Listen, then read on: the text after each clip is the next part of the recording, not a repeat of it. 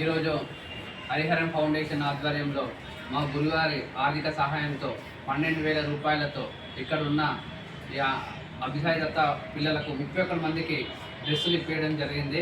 మా గురుగారికి ఇక్కడ ఉన్న పిల్లలందరి తరఫున పేరు పేరున కృతజ్ఞతలు ధన్యవాదాలు తెలియజేస్తున్నాను. అదేవిధంగా ఇప్పుడు వచ్చే నూతన సంవత్సరం అని మనం జరుపుకుంటున్నాము. ఆ సంవత్సరానికి వృధా ఖర్చులు పెట్టకుండా ఇటువంటి పిల్లల ఆశ్రమంలో కానీ వృద్ధాశ్రమంలో కానీ రోడ్డుపై జీవనం కొనసాగిస్తున్న వారికి మనం ఎంతో కొంత ఆర్థిక సాయం చేసి వారికి వాళ్ళ అవసరం తీరుస్తూ మన యొక్క కార్యక్రమాలు చేపట్టుకుందాం.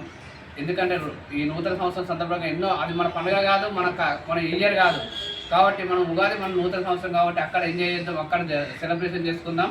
కాబట్టి ఈ యొక్క నూతన సంవత్సరం బ్యాన్ చేసేసి అక్కడ వెచ్చించే ఖర్చులు మొత్తం ఇటువంటి అనాథాశ్రమాలకు పిల్లల ఆశ్రమంలో కానీ వెచ్చిద్దామని ఈ యొక్క సందర్భంగా తెలియజేస్తున్నాను. ముఖ్యంగా మా గురువు గారికి ఈ యొక్క ఇంతమంది 31 మంది పిల్లలకు డ్రెస్సులను ఇచ్చినందుకు చాలా కృతజ్ఞతలు ధన్యవాదాలు తెలియజేస్తున్నాను.